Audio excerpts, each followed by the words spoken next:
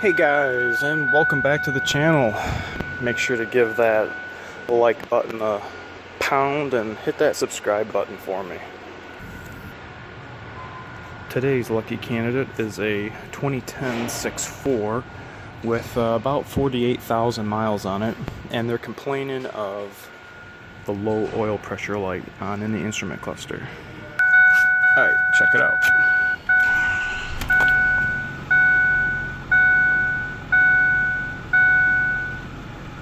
And there it is. So that's what we're going after, the root cause of their concern. I've already went ahead and performed the self-tests. We have no DTCs pertaining to our issue, but we do have a transfer case, solenoid code, a brake switch B input, and a water and fuel condition code. So let's just go ahead and we'll clear all these out so that we have no DTCs.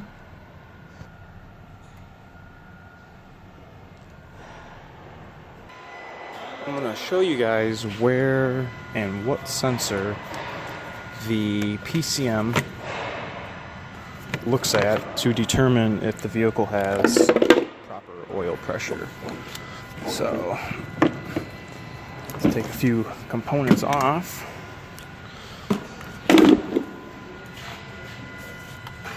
And let's take a gander, shall we?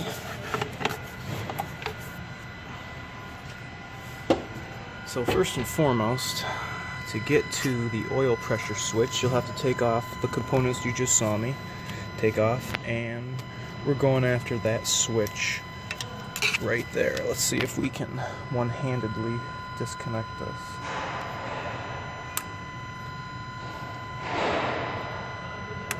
Bingo bango. Alright, so right now we saw the light on in the instrument cluster, and what I'm going to do, and I'm going to pretend I am the sensor.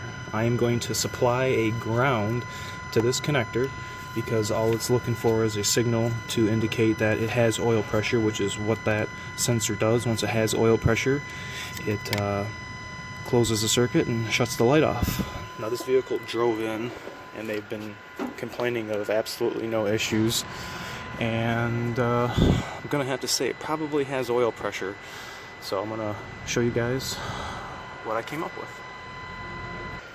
Alright you guys, I have just simply created a little lead to ground, and it is fused.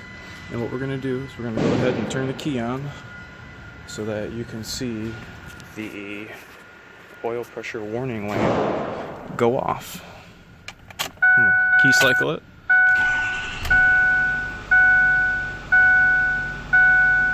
Okay, we got the door open. Wait for it. Wait for it. No more oil pressure light. So with this test, we can safely can deduce that the sensor for this truck has obviously malfunctioned or is stuck. And it's not that bad to replace. I haven't replaced too many on the 6.4s, but the 6.0s I have definitely had my share of replacing those. So, alright, this is the sensor. If you need to replace, pretty much for your 6.0 too. I think it's the same thing. Looks the same, but yeah, here we go. Okay, I want to show you a couple options for removing this sensor. You either can use a 1 1/16 size wrench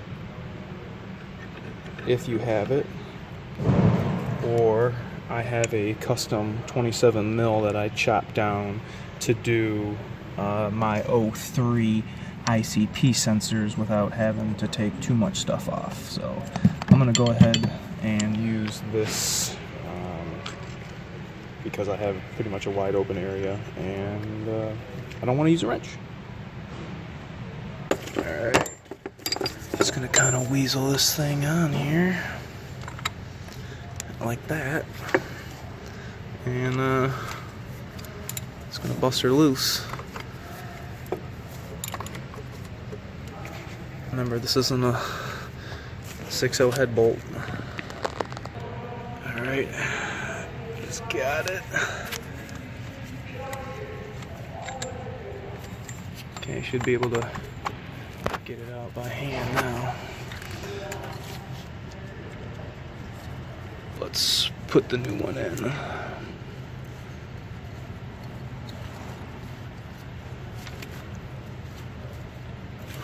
Okay, hand tight, and then I'm just gonna snug her down.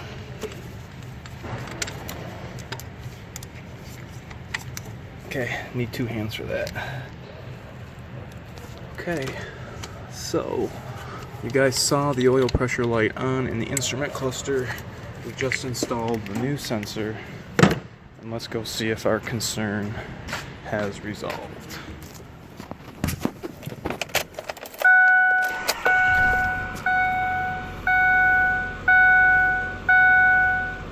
I would say it has.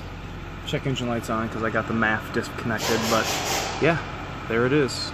6.4 oil pressure switch. Alright, you guys, tell me what you think about that in the comment section below, and if anybody has replaced their oil pressure switch on their 6.4. So, as always, you guys, thanks for watching.